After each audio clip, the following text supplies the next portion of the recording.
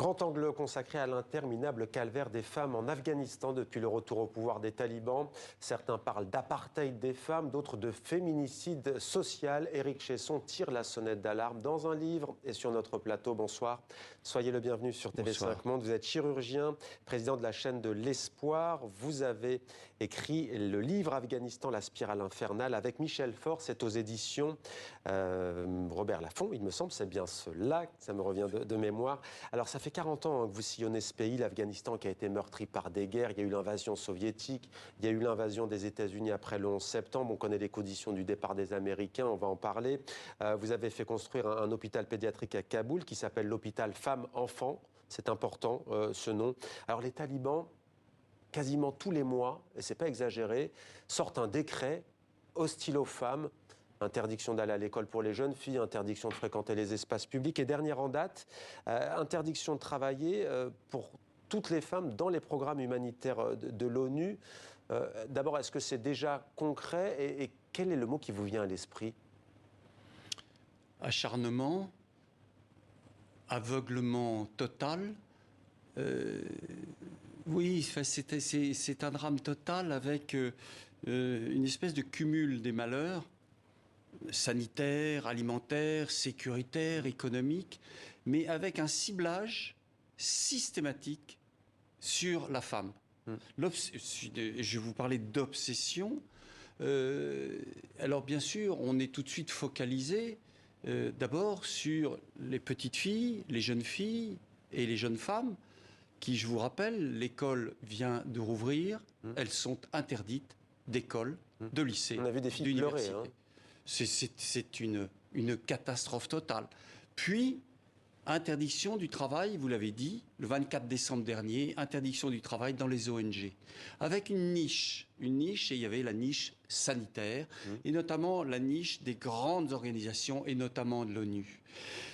La réaction de l'ONU est très importante à comprendre. Si l'ONU se retirait, c'est un drame absolument total, puisque vous devez le savoir, l'Afghanistan est la plus grande crise humanitaire au monde, et l'action des ONG et des grandes organisations type les Nations Unies sont fondamentales pour l'alimentation, la finance, le sanitaire.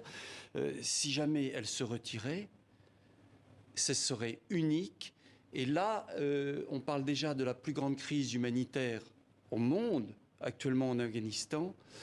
Je rappelle, c'est le cumul des malheurs. Et au niveau de notre hôpital, je ne sais pas très bien comment nous ferions. Alors justement, on vous sent déjà très ému lorsque vous évoquez l'hôpital femmes-enfants. Concrètement, pour vous, les femmes afghanes peuvent continuer à y travailler? Pour l'instant, nous avons à peu près 960 salariés, 280 femmes. Pour l'instant, elles sont revenues au travail, elles sont là, les infirmières, les aides-soignantes, les médecins.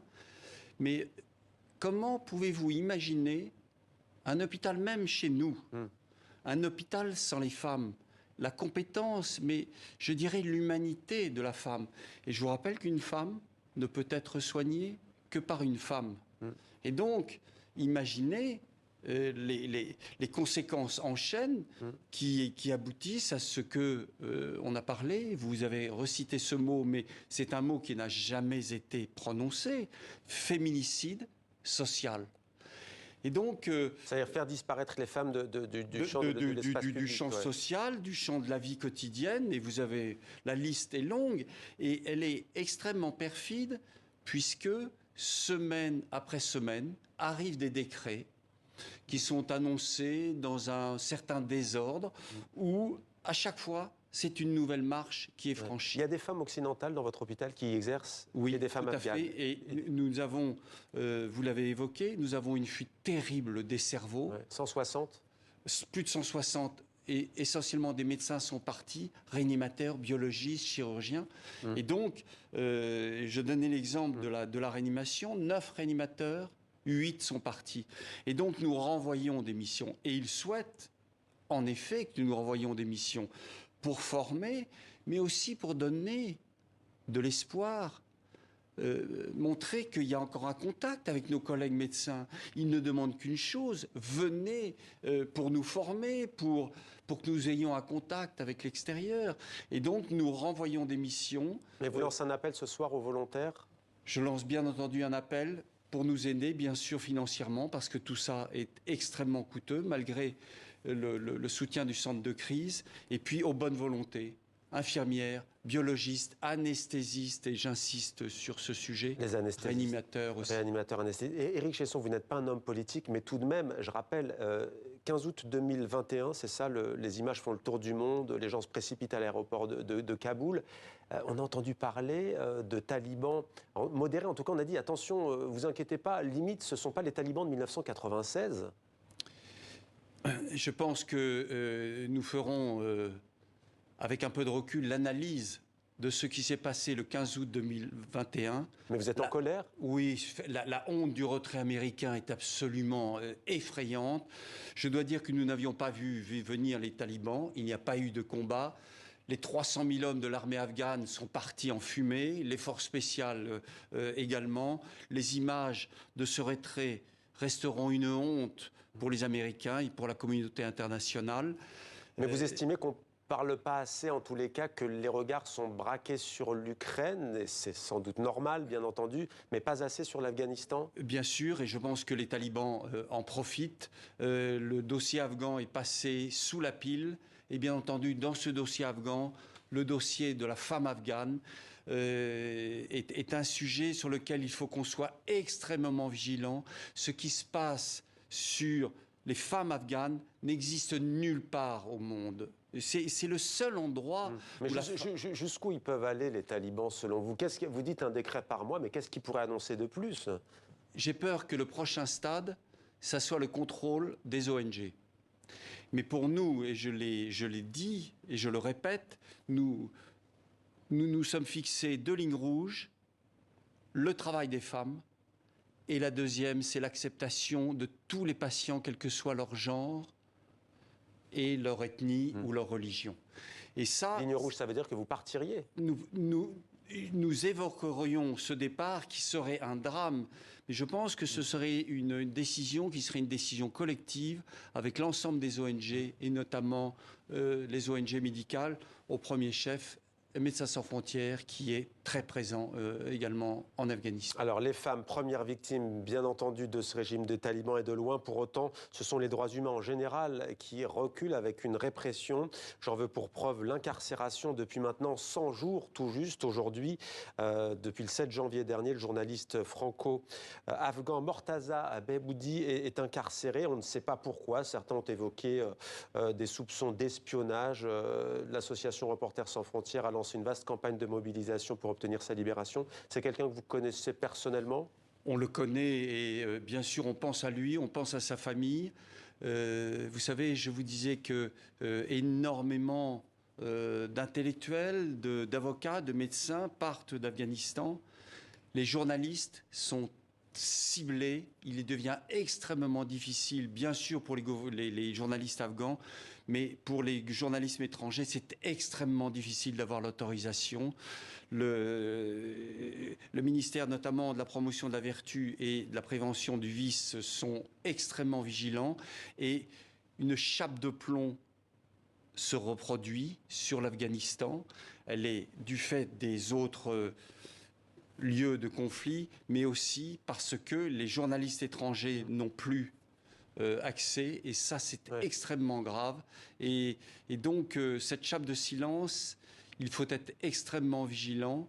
Et moi j'ai été éduqué comme un French Doctor, et les French Doctors c'est soigner, témoigner. Et vous savez, lors de l'époque des Moudjahidines, et j'étais présent, c'est toute l'époque Massoud, le Panchir, les médecins étaient toujours avec les journalistes. C'était une sorte de couple. On soigne et ils témoignent.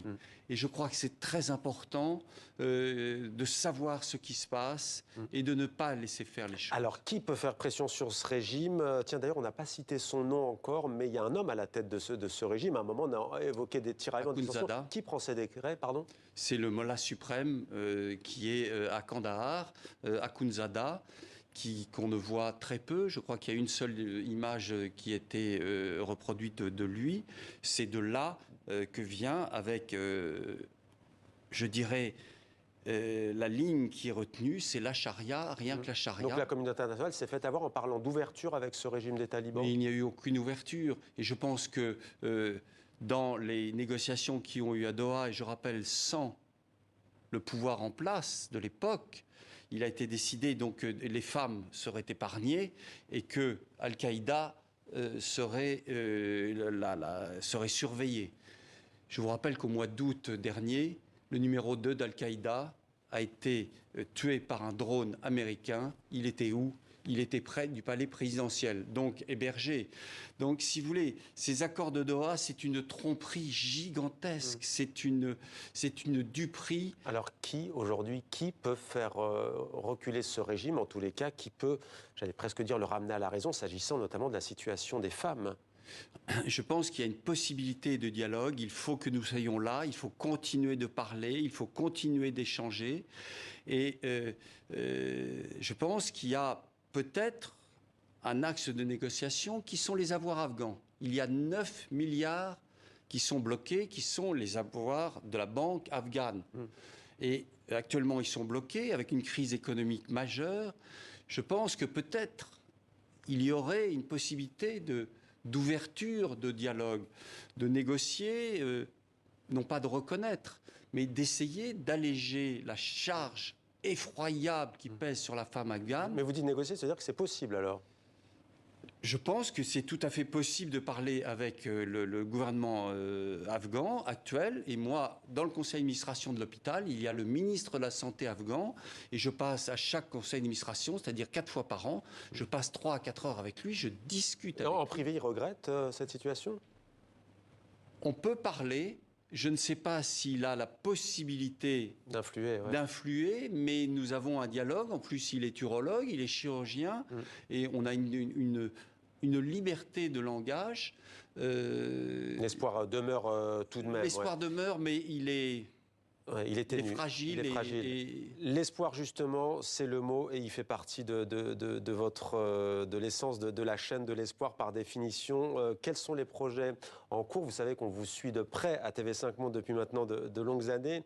Les projets en cours et les projets à venir de la chaîne de l'espoir, notamment en Afrique ? Oui, notamment, je voulais d'abord citer l'hôpital du Sinjar. Sinjar, au-dessus de Mossoul, lieu des Yézidis, où nous construisons un hôpital pour le retour des réfugiés. Bientôt, autre dossier, ouverture d'un hôpital et inauguration d'un hôpital à Madagascar pour opérer les enfants cardiaques. Et puis, gros projet africain au Mali, au Burkina Faso, au Sénégal. Et je pars demain en Côte d'Ivoire où nous avons un projet avec la Première Dame dans l'hôpital de Bingerville, l'hôpital mère-enfant. Merci beaucoup Éric Chesson. Je rappelle que vous êtes l'auteur de La Spirale Infernale avec Michel Faure. On espère que cette spirale infernale puisse un jour prendre fin pour les Afghanes et les Afghans. Merci à vous d'être venu sur notre plateau. Merci Éric Chesson.